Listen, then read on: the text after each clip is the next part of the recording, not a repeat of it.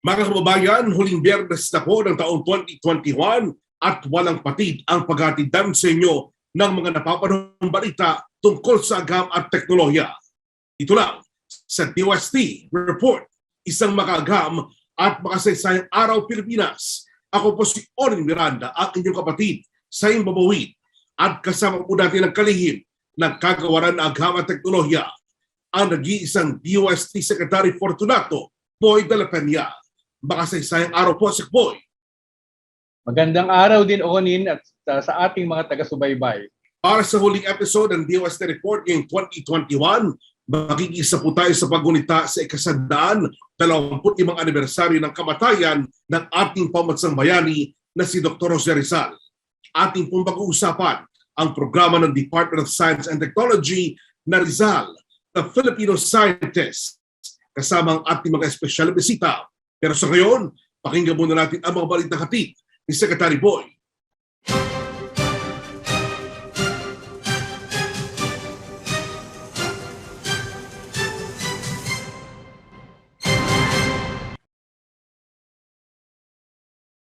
Tulad ng dati, ang aking pag-uulat ng mga highlights of accomplishments ng DOST during this past week would be in accordance with the 4Ks, kalusugan, kabuhayan, kaayusan, at kinabukasan. So I will start with the reports on kalusugan.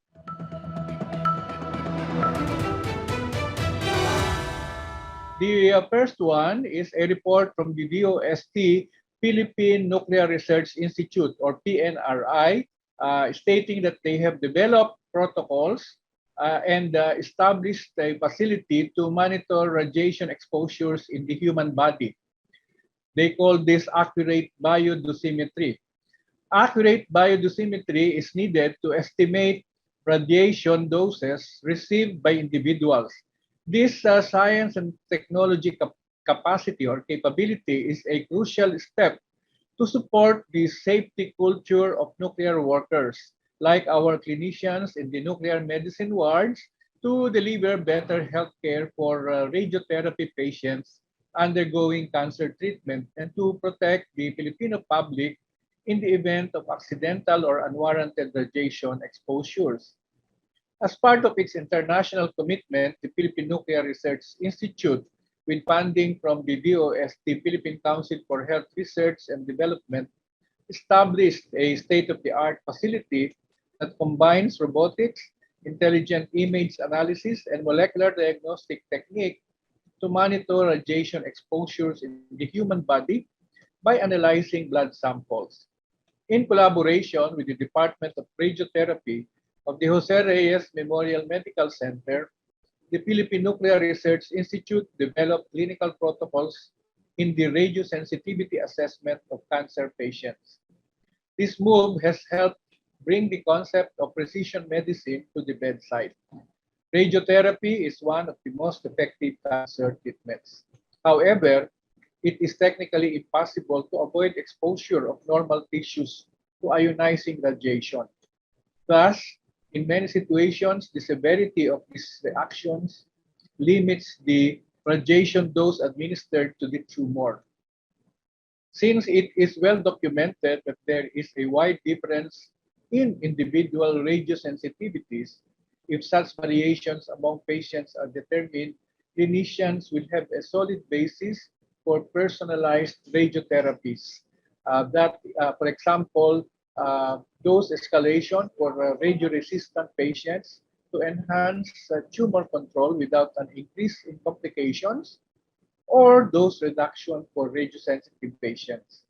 The gene-based radiosensitivity assays and monitoring of dicentric frequencies by the DOST Philippine Nuclear Research Institute have enabled partner hospitals to design personalized radiation therapies for head and neck, gynecological, and breast cancer patients. The PNRI, with funding of DOST, aims to make it possible to improve radiotherapy with an unimaginable precision and help improve the quality of life of thousands of patients. The second report is coming from the DOST Food and Nutrition Research Institute, or FNRI, stating that The renal exchange list that they have prepared is now copyright registered. The DOST Food and Nutrition Research Institute, or FNRI, was already issued a certificate of copyright registration and deposit of the medical nutrition therapy for kidney disease or renal exchange list.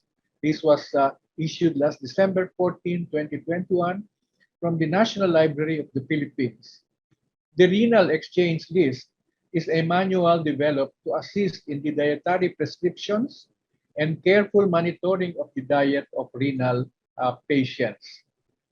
The handbook was published on November 9, 2021 and was registered last November 26, 2021. The next report comes from the DOST Cordillera Administrative Region, also together with Benguet State University and the Cordillera Agri Consortium.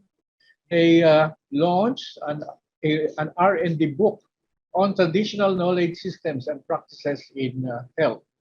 The DOST Cordillera Administrative Region, or CAR, the Cordillera Consortium for Agriculture, Aquatic, and Natural Resources R&D, or CORCARD, and the Benguet State University launched on December 20 the R&D book dubbed the Agas ay Nabeas, or Traditional Medicine, with the DOST Secretary present.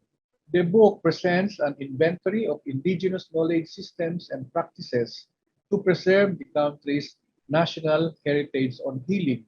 It is an output of the PCHRD funded project entitled Documentation and Digitization of Traditional Knowledge and Practices on Health, Kangkanaes o Palina and Ekachakran ethno-linguistic groups of the Cordillera. The next report comes from the DOST Food and Nutrition Research Institute, the DOST CAR, and this is the turnover of infantometers to the local government unit of Ifugao province. In support of the government's drive to define the country's nutritional status, the DOST Food and Nutrition Research Institute, in coordination with the DOST Cordillera Administrative Region, turned over 24 units of infantometers to the Provincial Local Government Unit of Ifugao on December 21, 2021. The infantometer is a wooden board that is used to measure the recumbent length of infants between 0 to 23 months. The provision of infantometers to partner stakeholders, especially health workers at the barangay level, is part of DOST FNRI's conduct of the National Nutrition Surveys. Each DOST FNRI survey team, namely the regular survey team and the mobile survey team, is provided with one unit of infantometer which is encased with a wooden enclosure for storage purposes when not in use or during transport. The National Nutrition Survey is among the Department of Science and Technology's key services that provides data and information for policies, program, and practice in both the public and private sectors, as well as forming a focused assessment of the Filipinos' nutritional status. The next report comes from PICARD, or the DOST Philippine Council for Agriculture, Aquatic, and Natural Resources, R&D.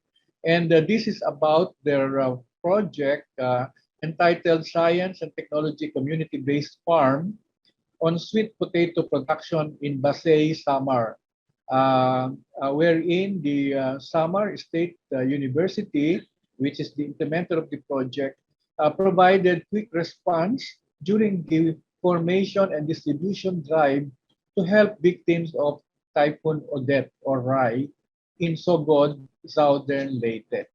Sweet potato tops and tubers, also known as the food for calamity, were distributed to at least 100 residents of Barangay Consolacion, Sogod, Southern Leyte on December 22, 2021, alongside the information drive on scientific ways of preparing the land and cleaning the planting materials for sweet potato planting. The same project also provided economic relief amidst the pandemic to the affected farmers in Basay, Samar, which has served hundreds of farmer beneficiaries, women organizations, and nearby communities through Lingkod Alalay sa Pamayanan project of DOST PICARD. The last item under Kalusugan is a report about a new adapter of the e-Nutriban of the Food and Nutrition Research Institute. The Northland Foods Incorporated, which is located in Baguio City, is one of the latest technology adapters of the DOST enhanced Nutriban. And they have added this FNRI developed product to its product line. The company president, Dali Aldana, and operations manager, Dr. Donna Day Aldana, were on hand for the tour of DOST officials, which visited the facilities last December 2021. Now we move over to Kabuhayan.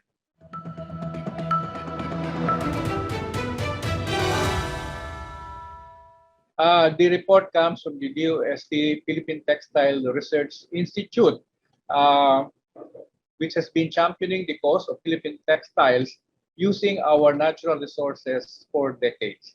The research undertakings from raw material to processing to finishing applications have produced significant strides through the years. One such breakthrough is a milestone product that is a concrete testament to the lab to fab, which stands for Fabric Applications and Beyond, lab to fab approach concept of the Institute. This is in the case of the Lahat Sustainable Footwear. Lahat is a company.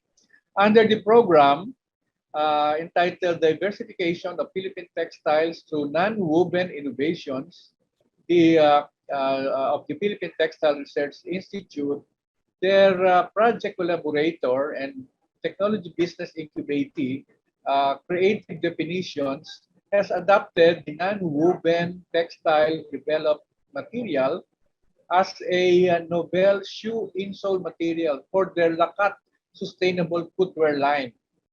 The developed shoe insole has inherent antimicrobial properties with a 99.56% reduction against S. aureus and 95.66% reduction against K. pneumoniae.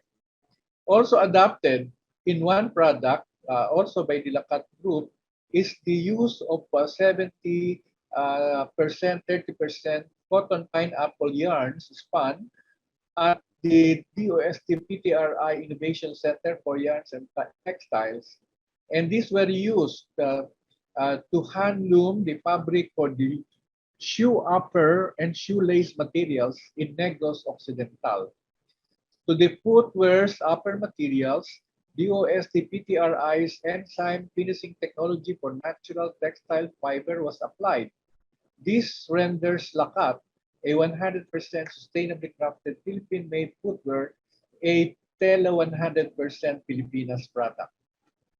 Through these and similar partnerships, the DOST PTRI aims to bring research-led technology and innovations to the forefront to help enterprises rise above the competition in the world of sustainable textiles.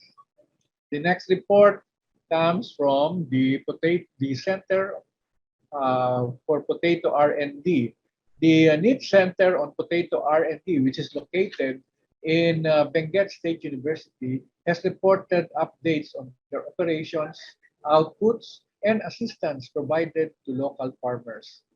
The Potato R&D Center, which is a 2019 DOST niche center in the region, or NICER, located in CAR, gave updates on the operation, production, and plans in the mainstreaming of potato not only in the region, but the country as a whole.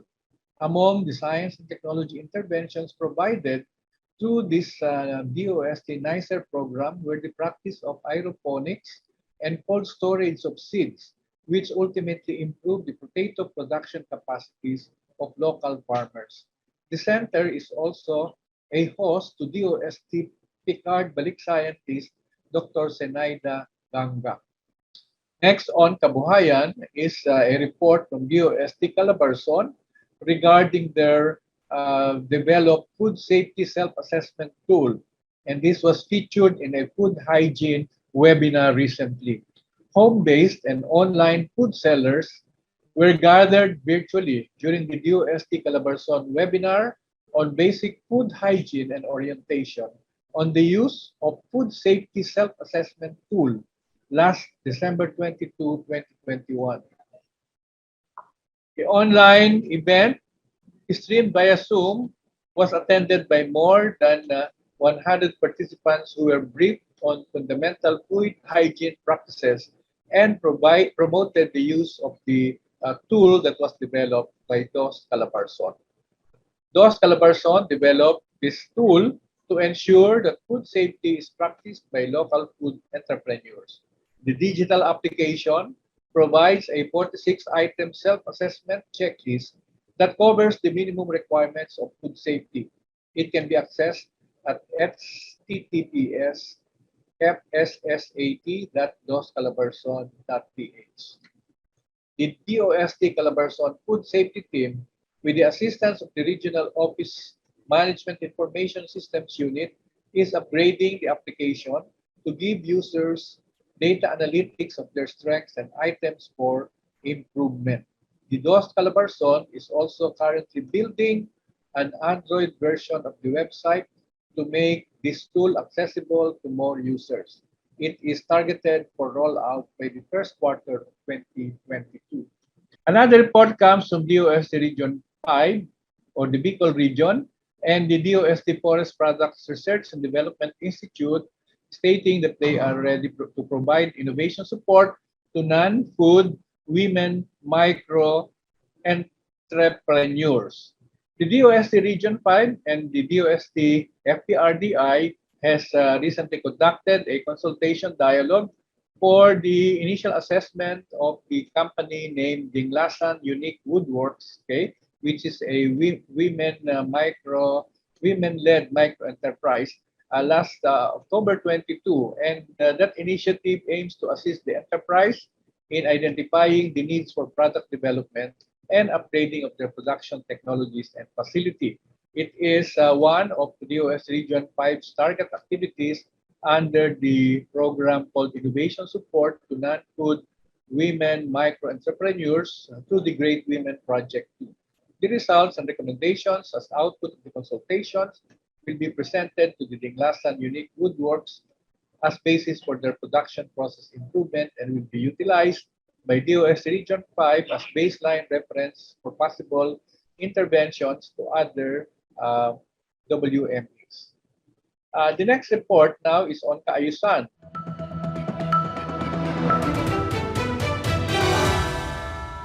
And the first under kaayusan is the report from the DOST Industrial Technology Development Institute or ITDI saying that they have developed a power backup system to answer power outage problems.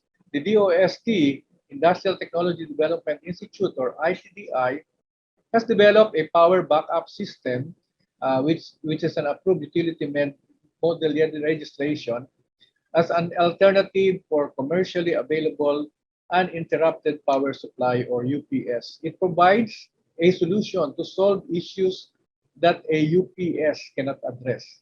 The developed power backup system has simple yet sturdy design and is easy to operate and maintain.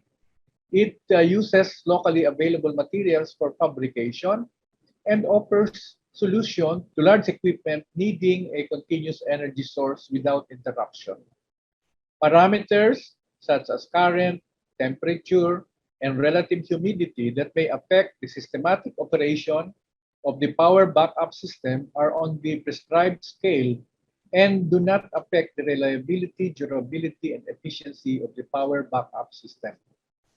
The power backup system also has been proven to be effective on high consumption load without considering the entailment of cost and variability to its backup storage. The technology should be considered for continuous processing and manufacturing in areas highly susceptible to power outage. The system has also been tested on some equipment installed at the DOST ITDI's Modular Multi-Industry Innovation Center, such as the pressure filter, blast freezer, slicer, grater, and conveyor. Another report on kaayusan coming from DOST ITDI is on the development of a guidance document for fuel dispensers.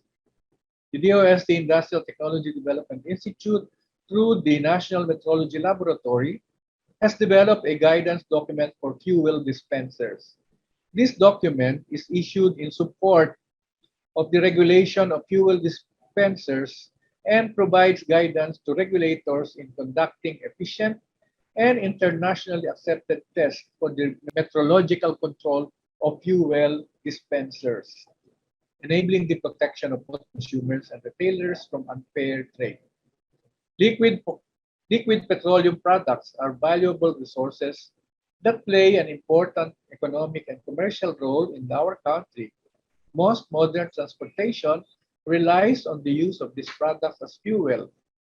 With this, fuel dispensers used to dispense a measured quantity of fuel should meet the tolerances set by the law according to the Department of Energy Circular DC 2017-11-0011. The volume of liquid fuels delivered by fuel dispensers shall not be less than the actual quantity by more than 50 milliliters for every 10 liters, as measured by the standard test measure calibrated by the Department of Science and Technology. The guidance document describes the best practice approach for the Philippines in securing and assuring the reliability of fuel dispensers used locally. Fuel dispensers described therein are assumed to have acquired a type approval and intended for refueling motor vehicles that use liquid petroleum products such as gasoline, diesel, and kerosene. The guidance document may be downloaded to the National Metrology Laboratory's Facebook page. Another report comes from the DOST Calabarzon or DOST Region 4A, wherein they have joined the Regional Disaster Risk Reduction and Management Council and the Office of Civil Defense in awarding model LDRRMCOs or Local Disaster Risk Reduction and Management Councils and Offices in the Calabarzon region. So they have together awarded full and beyond compliant local disaster risk reduction and management councils and offices last December 22 at the San Pablo Central School Gymnasium in San Pablo City, Laguna. The RSBC in Calabarzon assesses the performance of LDRRMCOs in the region in their ability to identify risks and vulnerabilities in the community and steadfastness in responding to challenges resulting from emergencies and disasters. The recently concluded awarding ceremony names model LDRRMCOs to empower and inspire local DRRM units in strengthening their disaster prevention and response mechanism. The last K is kinabukasan.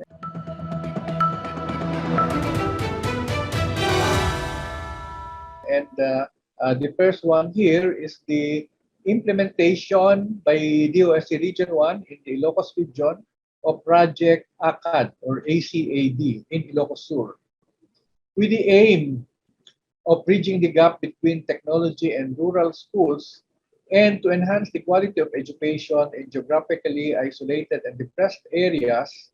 The DOST Region 1, particularly the Provincial Science and Technology Center of Ilocos Sur, implemented the project ACAD. ACAD means Accelerating Community Academics for Development, with 28 sets of educational tools and equipment, interactive learning modules, and augmented reality tools, which were awarded and introduced to 26 schools and 2 barangays of Ilocos Sur at the ISPSC Gymnasium in Santa Maria, Ilocos Sur. The intervention aims to empower communities by introducing the Starbucks or Science and Technology Academics Research-Based Openly Operated Kiosk Station and other 21st century educational tools that will enhance teaching methodologies and science learning in these communities of Ilocos Sur. This is part of our program on community empowerment through science and technology. The two barangays mentioned were Barangay Mapanit and Barangay Osocos. Next is a report from the DOST Science Education Institute regarding their visit, okay, and assessment of the situation uh, at the University of San Agustin pertaining to their pharmacy research and academic program. In line with the thrust of building the foundation of research excellence in the Philippine countryside and to invest in Filipino human capital, the DOST Science Education Institute or SEI visited the University of San Agustin in Iloilo City last December 21, 2021. The DOST Science Education Institute has actually constituted a technical working group or TWG headed by its director, Dr. Josette Bio, with the following as members: Dr. Imelda Peña, Ms. Sheila Nakabuan of the UP College of Pharmacy in UP Manila, and Engineer Rowan Galonga of DOST Region 6, as well as Peter Jerry Gabina, who is the Chief of the Scholarship Division of the DOST Science Education Institute. The DOST SEI Technical Working Group held a meeting with the management of the University of San Agustin in Iloilo, headed by President Frederick Comendador.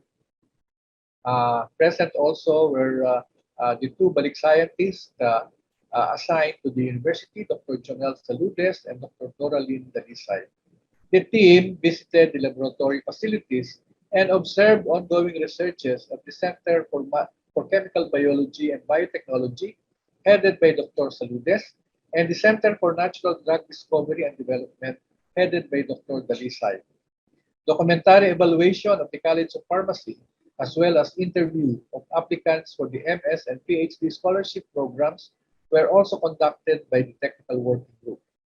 This visit of the DOST SEI to the university was held in line with their program to capacitate the faculty members of the College of Pharmacy of the University of San Agustin by providing scholarships to 10 of its faculty members to pursue MS in pharmacy and PhD in pharmacy, 6 for MS and 4 for PhD through the DOST SEI Foreign Graduate Scholarship Program. They will be sent to to a top university with a pharmacy program in Malaysia, which is one of the top in Asia, the University Kebangsaan Malaysia. So the long-term vision of this program is for the University of San Agustin in Iloilo to offer graduate programs in pharmacy and to be the center of excellence in drug discovery in the countryside. The signing of the memorandum of agreement for the sending of these scholars is slated on the second week of February 2022. And lastly, a report from the Metals Industry Research and Development Center, particularly its Advanced Manufacturing Center or AMCEN. They have reported about the building of the first 3D printed statue of Dr. Jose Rizal. On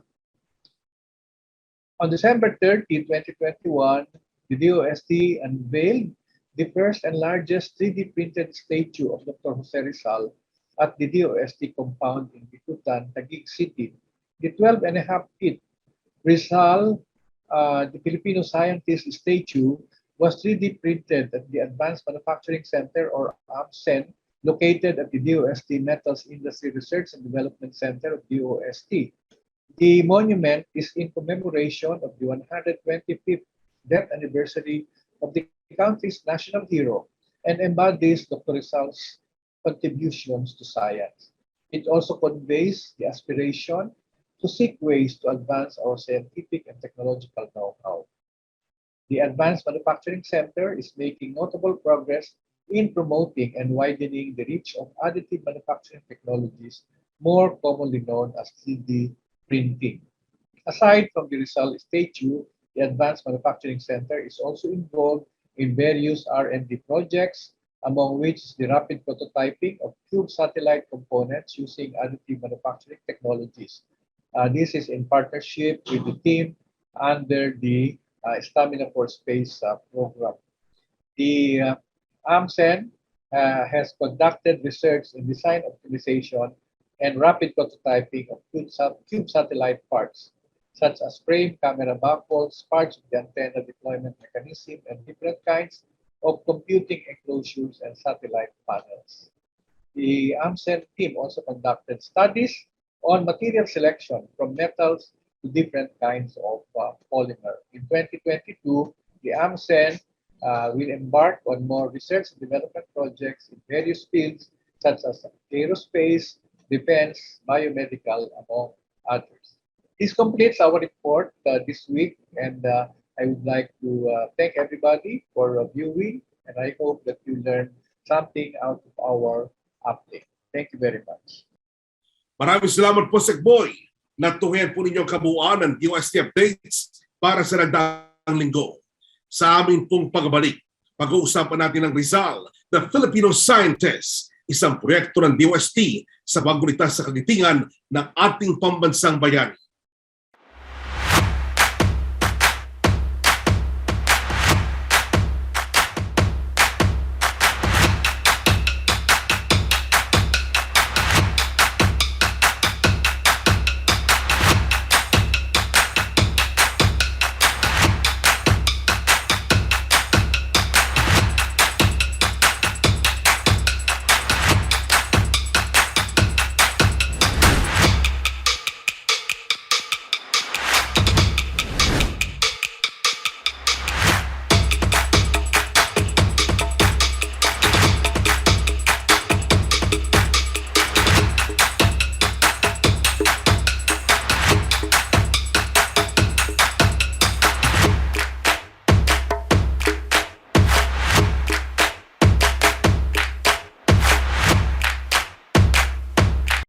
Welcome back to DOST Report.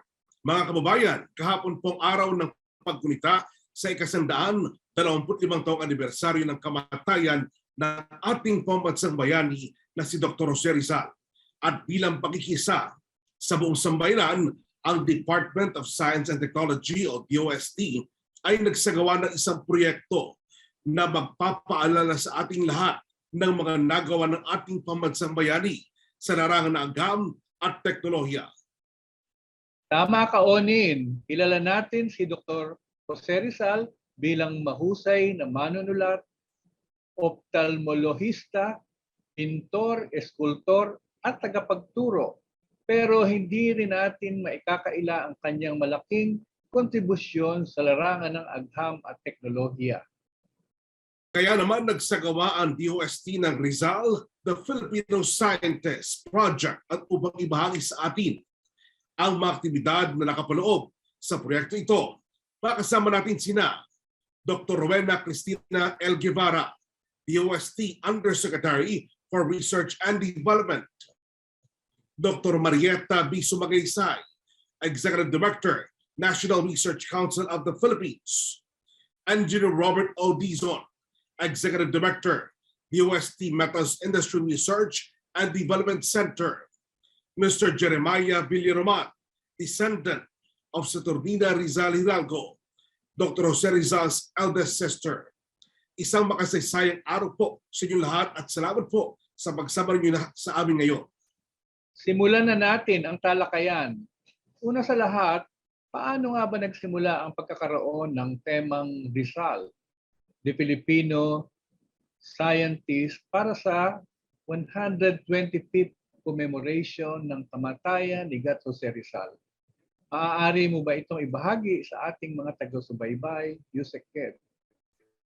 Bago ang lahat, magandang agham po sa ating mga taga-subaybay dito sa DOST TV, sa DOST Report. Noong umpisa, ang gusto lang talaga namin ay ipakita yung capability ng additive manufacturing or 3D printing. Kasi isa yan sa tinatawag na Fourth Industrial Revolution technologies na nais nating maging magaling ang Philippines. Para sa next round ng technologies, malalabas naman na panalo ang Pilipinas. Tapos sabi ni Secboy, sabi niya, maganda kung si Rizal ang ating i-feature na gagawin nating sculpture na 3D printed. Siyempre, naisip namin, tanungin kaya natin yung National Historical Commission of the Philippines kung papayag sila. At alam mo, ikinatuwa namin kasi hindi lang sila pumayag na maggawa tayo ng sculpture, ginawa pa nila na ang tema ng 125th anniversary of martyrdom ni Jose Rizal ay Rizal para sa agham, katotohanan at buhay. Sa English, Rizal for Science, Truth, Life. So the entire 365 days of this year, starting December 30, 2021, na sineselebrate natin yung ika-125 na anniversary ng kabayanihan ni Jose Rizal, ang magiging tema niya ay Rizal para sa agham, katotohanan at buhay. Yusek Gam, ano po ang mensahe ng DOST na hangad po na ating maipaabot sa ating mga kababayan sa pamamagitan ng proyekto ito? Si Jose Rizal ay isang national hero. Bihira ang mga taong nakakaalam na scientist pala itong si Dr. Jose Rizal. Sa pag-feature natin nitong si Dr. Jose Rizal sa ating monument na ang pangalan niya ay Jose Rizal, the Filipino Scientist, pinapakita natin na ang scientist pwedeng maging hero. Kasi gusto nating mahikayat ang karamihan ng mga kabataan, lalo na yung mga nag-aaral, na mag-aral sila ng STEM or Science, Technology, Engineering, and Math para maging scientists at researchers at engineers sila in the future at gaya ni Jose Rizal ay maging hero. Maraming salamat po muli, DOST Undersecretary for Research and Development, Dr. Rowena Cristina Guevara. Ngayon naman, alamin natin kung ano-ano ba ang mga aktibidad na ating isinasagawa para sa proyektong ito mula kay Dr. Sumagaysay ng DOST National Research Council of the Philippines. Magandang araw po sa lahat. Napakahalaga po ang taong ito sa paggugunita sa ating pambansang bayani na si Jose Rizal. Kasi po, isang milestone ang 2021 mula noong binaril siya sa Luneta, 125 years na po ang nakalilipas. Bilang pagpupugay kay Jose Rizal sa kanyang kadakilaan, ang kagawaran ng siyensya at teknolohiya o ang DOST ay magkakaroon ng 5 webinars.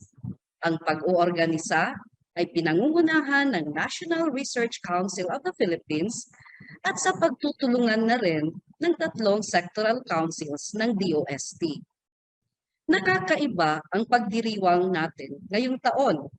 Ipapakita natin na ang ating bayani ay isang siyentista na ang kanyang karunungan sa siyensya at teknolohiya ay sagot sa kahirapan at matatag na kabuhayan ng mga Pilipino. Noong Disyembre 13, 2021, isinagawa ng PICARD ang isang webinar kung saan tinanghal si Rizal na isang agriculturist at isang magsasaka. Ang webinar na ito ay pinamagatang Jose Rizal, the Agriculturist, Honoring and Remembering Him at 125. Noong December 30 naman, isinagawa ng National Research Council of the Philippines ng live webcast na pinamagatang Rediscovering Rizal. Sa ika-25 ng January 2022, ang webinar na pangungunahan naman ng PCHRD ay magtatalakay ng pagiging doktor at ophthalmologist ni Rizal. Rizal, the Medical Scientist. Ipapakita dito ang pagiging dalubhasa ni Rizal sa medisina at ang ilang mga sangkap na ginamit niya mula sa mga koleksyon ng iba't ibang mananaliksik at doktor sa Pilipinas. Sa February 2, 2022 naman, ang pang-apat na webinar ay pinamagatang Rizal 4.0, the national hero as an inventor, kung saan tatalakayin ang pagiging inhenyero, surveyor, at inventor ni Rizal, lalo na nung nasa dapitan siya. Ano-anong mga teknolohiya ang inumpisahan ni Rizal?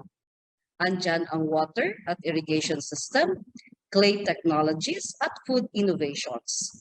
Ito naman ay pangungunahan ng Fishered. Ang panglimang webinar sa March 29, 2022 ay pangungunahan ng NRCP. Ito ay pinamagatang Inspirations from Rizal, the Youth Speaks on the Philippines 100 Years Hence. Pag-uusapan ng mga kabataang Pilipino ang mga inspirasyon na nakukuha nila galing sa kadakilaan ni Rizal at paano nila maipagpapatuloy ang mga ligasiya ni Rizal para din maiahon ang kabuhayan ng mga Pilipino sa darating na mga panahon. Kasama natin dito ang iba't ibang youth groups, pati ang mga DOST scholars. Meron bang mapupulot sa leksyon na ginawa ni Rizal ang mga kabataan? At paano ito magagamit sa kasalukuyan at sa hinaharap ng mga hamon ng lipunan? Exciting po ang 5 webinars natin. Kaya inaanyayahan natin ang lahat na makiisa at makasama sana namin kayo dito sa mga isasagawang webinars ng DOST sa paggunita ng 125th anniversary ng martyrdom ni Jose Rizal. Ano po ang layunin ng mga webinar series na ito at ano ang kahalagaan nito sa kasalukuyang panahon at saan po nila ito maaaring abangan?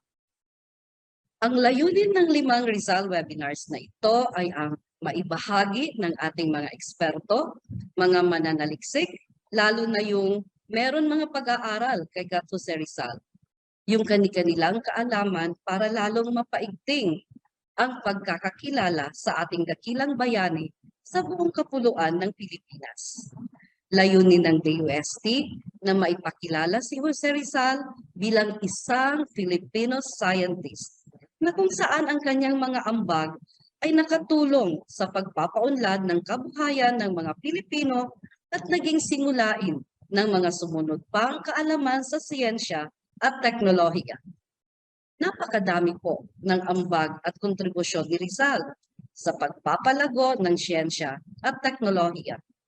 Itong bahagi na ito sa buhay ni Rizal ay hindi pa masyadong alam ng nakararami. Ang tinutukoy ko dito ang pagkakakilala kay Rizal na isang siyentista. Noon pa man, ipinakita ni Rizal ang kanyang kadalubhasaan bilang inhenyero at surveyor, bilang doktor at ophthalmologist, bilang inventor, at bilang isang makatao, makabansa, at lubos na nagpapahalaga ng pagtuturo niya ng siyensya sa mga kabataan. Lahat ng ito para sa ikauunlad ng Pilipinas. Dito rin na ipapakita ang mga humanist values ni Rizal sa kanyang pag-aalaga sa mga komunidad at mga kababaihan, kalalakihan, mga bata at matanda para sa ikauunlad ng bawat sektor ng buong kapuluan. Pinangungunahan ng National Research Council of the Philippines ang pag-conceptualize ng design ng isang monumento na sisimbolo ng Rizal, the Filipino Scientist. Pinulong ng NRCP ang ilan sa kanyang mga eksperto na mga historiador, siyentista, at mga artists para pag-usapan ang design ng monumento. Sa mga ilang meetings na ginanap, nabuo ang design kung saan ipapakita ang isang tableau. Dito ay may ilang mga elemento gaya ng mga kontribusyon ni Rizal sa water and irrigation system, mga kontribusyon niya sa pagsasaka at pagmamalakad ng agrikultura, pati na rin yung larangan sa medisina at higit sa lahat, ang maginawa niyang pananaliksik na kasama ang mga batang matuto ng siyensya. Palagi niyang isinasaisip ang kapakanan ng komunidad at kung paano maipamahagi ang kanyang kaalaman sa mga kabataan. Pati na rin ang arte at kultura. Ang mga konsepto na ito ay ang nagbigay ng inspirasyon kay Professor Manolo Sicat na gumawa ng clay model ng Rizal, the Filipino Scientist, na siyang ginawang modelo sa 3D printed monument ni Rizal. Masaya at nagpapasalamat ang National Research Council of the Philippines sa kanyang mga miyembro na nagbigay buhay sa ideyang Rizal, the Filipino Scientist. Isang ideya na batay sa inspirasyon galing kay DOST Secretary Fortunato T. de la Peña at lubos na naisakatuparan sa tulong ni Undersecretary for R&D, Dr. Rowena Cristina Guevara. Ayan, pakanuntukan po ninyo ang mga webinar na isasagawa po ng DOST para sa ating lahat. Muli po, maraming salamat, NRCP Executive Director, Dr. Marieta Banyes Sumakaysa. Kahapon ay opisyal na nating na-launch ang pinakamatayog na 3D printed monument ni Dr. Jose Rizal sa loob ng DOST compound sa Taguig. At para bigyan tayo ng karagdagang impormasyon tungkol sa makasaysayang aktibidad na ito, makakasama natin si Engineer Bob Dison, ang Executive Director ng DOST Metals Industry Research and Development Center. Director Bob, maaari mo bang ibahagi sa amin ang mga katangian ng 3D printed Rizal Monument? At ibahagi mo na rin ang journey sa paggawa nito. Magandang hapon, Secretary at sa mga viewers ng DOST report. No? Itong Rizal statue ay kauna-unahan at pinakamalaking 3D printed statue ni Dr. Jose Rizal. No? Ito ay gawa sa ASA polymer, isang uri ng plastic. Napili namin to kasi siya yung na-research namin na magandang materyales na pang monumento, kasi yung monumento nasa outdoor yan, naka-expose sa init ng araw, sa UV, sa ulan, sa temperature, bagyo. So yan, yung ASA polymer maganda pala siya pang outdoor. So yung statue mismo ay 12.5 na talampakan, 12.5 feet ang taas yung si Rizal. Ang parang to commemorate yung 125th death anniversary nga niya. So pinili namin 12.5 feet high si Rizal. Pero yung buong monumento, kasi may pedestal pa siya. So 17.5 feet talaga ang taas niya. Nagsimula kami rito noong October lang. So kulang 3 buwan pa lang to nabuo na namin. Yun ang pinakamalaking hamon sa amin kasi kailangan matayo tong monumento bago talaga mag-December 30. Pag ang gagamitin mong technique or construction technique sa pagbuo nito ay yung traditional, mga 6 months ang kailangan doon. Pero ang ginamit namin dito ay 3D printing. So dito, yung 3D printing, dito na pumasok yung Advanced Manufacturing Center nitong DOST MIRDC. Dito sa 3D printing kasi, parang yung kung ang normal na gagawa ka ng monumento from bato, from marble, or from kahoy, magsisimula ka sa isang bloke tapos unti-unti mong chinichip, binabawasan mo ng materials hanggang mabuo mo yung forma ng gusto mong estatwa. Pero dito sa 3D printing naman, ang baliktad dito, magsisimula ka sa wala, tapos unti-unti kang nagde-deposit ng materials hanggang mabuo mo layer by layer yung buong estatwa. So kaya nga siya tinawag na additive. Yung nagbabawas ka ng materials, yun yung subtractive. So ngayon, yun nga, nagawa namin to sa mahigit 2 buwan lang, no? Dito sa AMCen. Yung AMCen, yung Additive Manufacturing Center, ito ay national hub para sa mga research tungkol sa additive manufacturing o 3D printing. Ito yung pinakabagong proseso ng pagbuo ng mga bagay ngayon, no? So new technology to. Apo. Kaya ito, using this new technology, napabilis natin at natapos natin itong monumento ni Rizal para dito sa kanyang commemoration ng 125th death anniversary niya noong December 30. Ano po ang nais isimbolo ng 3D printed statue ni Dr. Jose Rizal, Engineer Bob? Yung kung makita niyo yung monumento, no, ito yung interpretasyon ng artist na kinuha natin, si Professor Manolo Sikat from the UP College of Fine Arts, no.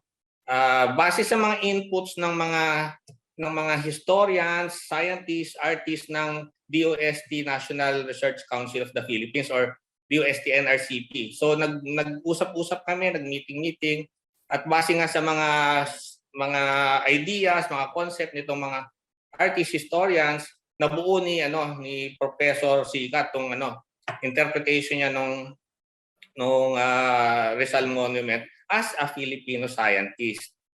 So makikita natin dito sa monumento yung si Rizal nakatas yung isang kamay, tapos yung isang kamay may hawak na libro, aklat na binibigay niya sa isang bata. So yung isang kamay na nakataas, tinuturo niya actually nakaturo siya sa DOST building eh. Apo. So, pinapakita sa bata na may hawak siya aklat, inaabot sa isang bata. Gusto niya ipakita na ito ang agham at teknolohiya ang magdadala sa atin sa magandang kinabukasan sa mga bata, no? Kasi yung parang isang simbolismo rito, yung mga bata. Kasi sinasabi naman ni Rizal, di ba, ang kabataan ng pag-asa ng ating bayan or pag-asa ng ating kinabukasan. So yun, yung being a scientist at yung sa kabataan naman, pinapasa niya ang knowledge sa mga kabataan. Isa pang simbolismo naman ay yung technology na ginamit natin dito. Yung 3D printing. Yung 3D printing kasi new technology at talagang innovation yan. Yung paggawa ng isang monumento out of using 3D printing ay isang innovation. Na si Rizal ay isang advocate ng innovation. Kasama rito sa monumento yung yung pinapakita sa monumento yung may isang yung irrigation na dinevelop ni Rizal sa dapitan. So makikita mo diyan may mga kawayan diyan. Tapos may pond, ibig sabihin mag-flow yung water doon sa pond, through doon sa mga kawayan na ginamit niya para sa irrigation. So yun nga, pinapakita dito sa isang simbolismo rin na technology yung ina-advocate ni Rizal. Yung paggamit naman namin ng 3D printing, ayun nga, sumusunod kami sa advocacy ni Rizal na innovation and new technology. Muli po, maraming salamat, DOST MIRDC Executive Director Engineer Robert Dizon. Sa pagkakataong ito, mapalad po tayo na mapaunlakan ng isang descendant mula sa pamilyang Rizal. Makasama po natin si Mr. Jeremiah Villaroman, ang descendant ni Saturnina Rizal Hidalgo, ang panganay na kapatid na babae ni Dr. Jose Rizal. Magandang araw po, Ginoong Jeremiah. Hello, magandang umaga po sa inyong lahat. Maraming salamat sa pag-imbita sa akin ngayong araw na to. Magandang araw sa iyo, Jeremiah. Maraming mababasa tungkol sa mga naging kontribusyon ni Dr. Jose Rizal sa larangan ng agham at teknolohiya. Pero may maibabahagi ka bang personal na kwento na naipasa mula sa inyong pamilya tungkol sa pananaw ni Dr. Jose Rizal sa agham at teknolohiya noon? In that part, if you don't mind me speaking in English, yung mga kwento na pinapasa dito sa pamilya namin, it's mostly out of Jose Rizal being, everything that he does is out of necessity and care.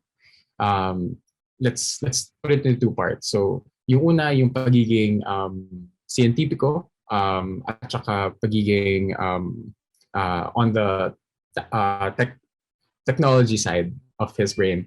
So, pagiging scientifico, lumabas ito dahil gusto niya maging doktor dahil unang-una gusto niyang bigyan ng lunas yung sickness of his mom. So, naging ophthalmologist siya, doktor ng para sa mga mata.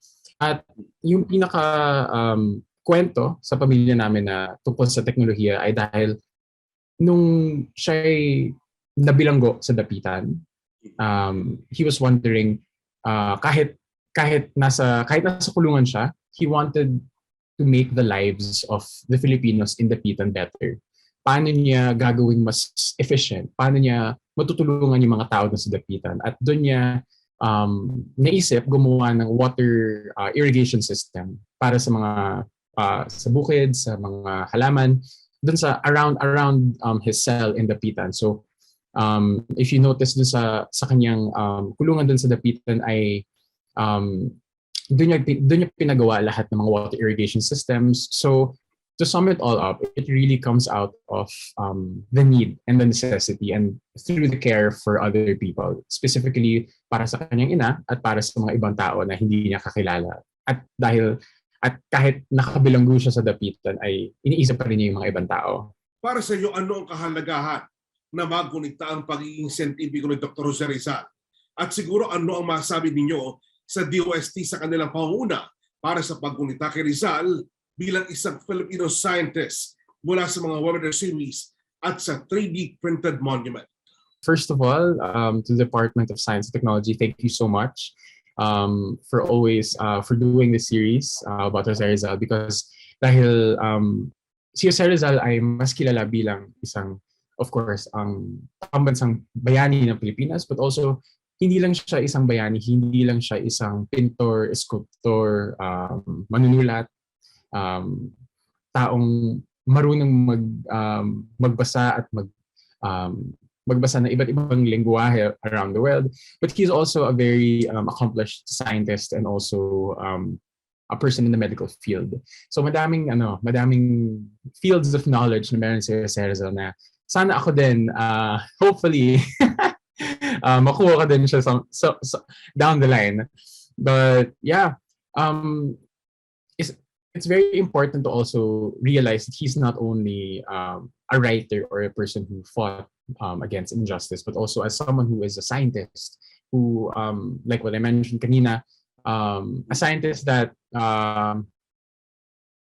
had the need or saw the need to help other people. So it was really out of the care and out of the necessity of the current times. So sana, that's one of the core reasons. Yan din yung mga leksyon na nakuha ko dahil sa kanya na parang you don't do things out of mundane reasons, but also to make sure that your core stays within helping others and helping the nation, helping other people, and helping the ones around you and close to you. Alright, muli po, maraming salamat, Ginoong Jeremiah Villaroman. Ngayon naman, pakinggan po natin ang mensahe ni Sikboy para sa ating mga bisita at taga-subaybay. Pinasasalamatan ko ang ating mga na-interview ngayong araw na ito, si Yusek Rowena Guevara, si Executive Director ng NRCP, Marietta Sumagaysay, si Executive Director ng MIRDC, Robert Dizon, at ang descendant ni Jose Rizal through his elder sister sa Turnina, Rizal Hidalgo, na si Jeremiah Villaroman. Maraming salamat sa pagpapaunlak ninyo sa interview na ito. At alam naman natin lahat na napakalaki ng naging bahagi at kontribusyon ni Dr. Jose Rizal para sa ating bayan, at napakadami niyang actually na i-contribute hindi lamang sa pamamagitan ng kanyang panulat at sa kanyang pagpapaigting ng kagustuhan ng ating mga kababayan na pagkaroon ng kasarinlan, at marami rin siyang naibahagi tungkol sa iba't ibang kaalaman kasama na nga ang siyensya at teknolohiya. Kaya inaasahan natin na itong naging proyekto ng DOST ay magkaroon ng lasting impact para sa ating mga kababayan, lalo na sa mga kabataan, ang kanila namang makilala ng gusto ang iba't ibang aspeto ng buhay ng ating bayani. Kasama na nga dyan ang kanyang interest at mga nagawa sa larangan ng agham at teknolohiya. Alam naman natin na si Dr. Rizal ay hindi nag-research o gumawa ng mga activities tungkol sa siyensya at teknolohiya na para sa sarili niya or for recognition or for science sake.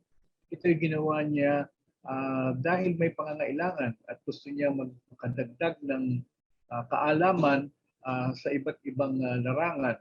At sabi nga nila ay mahalaga na mapakita sa ating mga tao ang ano ba ang kahulugan ng agham at teknolohiya sa kanilang buhay. At sa kanyang sariling pamamaraan ay nagawa yan ni Dr. Jose Rizal. So maraming salamat sa inyong pagpapaunlak at maraming salamat din sa ating mga taga-subaybay. Mga kababayan, wag po kayo alis dahil sa aming pagbalik, sasagutin ni Sekboy at ng ating mga panauhin ang tanong ng bayan. Magbabalik po ang DOST Report.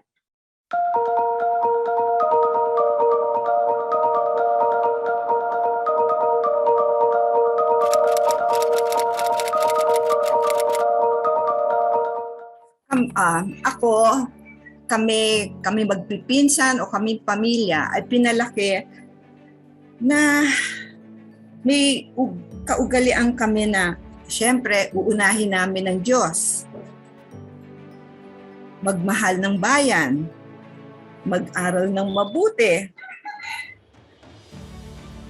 Ang talagang they gave more emphasis sa isang simpleng buhay. Hindi kami magarbo. Kung ano lang ang nasa hapagkainan, siyang kakainin namin. Wala kaming bawal magreklamo. Magtipid. Yan ang unang-unang pinamulat sa aming mga mata na magtipid sa buhay. Hindi pwedeng maraming pagkain sa hapagkainan. Kung ano lang yung nandyan, kakainin namin at hindi dapat espesyal.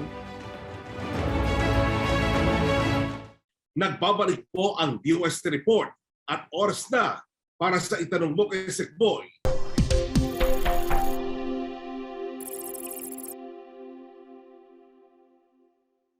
Para sa unang katanungan, ito'y tanong para kay Engineer Bob mula kay Angie Quadra Balibay, Good News Pilipinas. How long is the 3D printed monument expected to last, setting aside its limit against storms and earthquakes? Maraming salamat sa katanungan. No? Yung monumento ay dinesign talaga namin na makaya ang bagyo na may hangin na maaabot sa 330 kilometers per hour.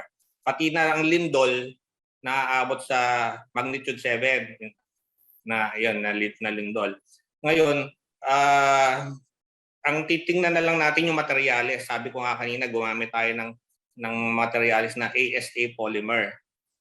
Although yun ang na-research natin na mainam para dito sa outdoor na conditions, kasama sa project na ito yung research para i-evaluate nga kung magandang materyales siya, kung tama bang napili namin na materyales. Kasi itong project na to hindi lang nagtatapos dito sa monumento. Yung kami, meron pa kaming igugugol na mga at least 6 months para obserbahan yung performance naman nitong materials na ginamit namin. So titingnan namin kung madudurog ba siya, mapupupas pa siya, or magwa-warp ba siya. Yun. Titingnan pa namin sa loob ng 6 months yung performance nitong materials. So doon lang namin malalaman kung talagang maganda siya or hindi. Ang maganda rin naman dito sa 3D printing, kung makita namin na may isang portion dyan masira, or yun, na damage, or nadurog, or madali namin palitan eh. Kasi magti-3D print lang kami ulit ng portion na yun. So ipapalit, 3D print, ipapalit lang namin. Ganun lang. Yun yung maganda rito sa 3D printing. Ang tanong ito ay mula kay Trixie Yara, Ganda Negosyo Online. Do you have plans to do more 3D printing of other Philippine heroes or for other purposes that will also bring benefits to the country? Maganda yung tanong mo, Trixie.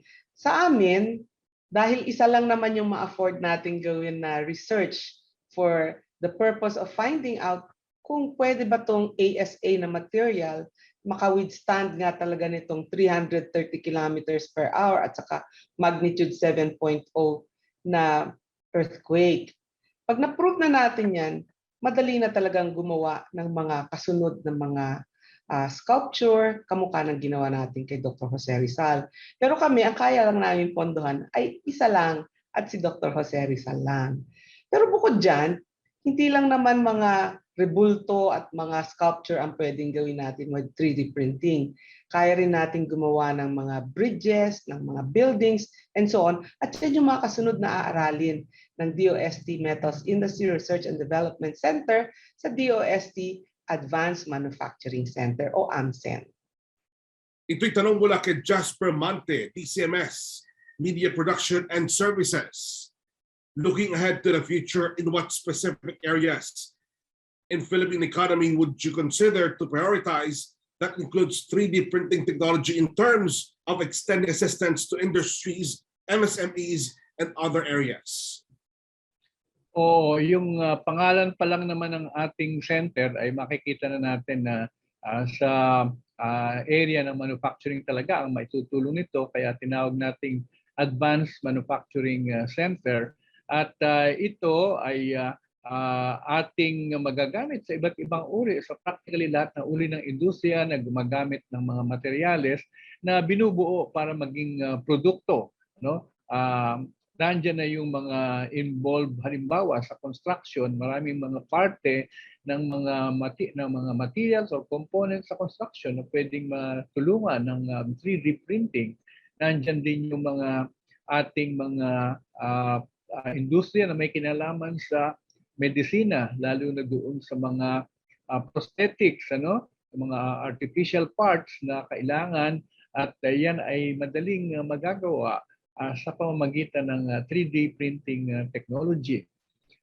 Nandyan din yung mga kailangan natin sa industriya na may kinalaman sa security at ganun din sa space technology. So maraming mga parts dyan at maraming mga produkto na pwedeng mapaggamitan ng 3D printing technology.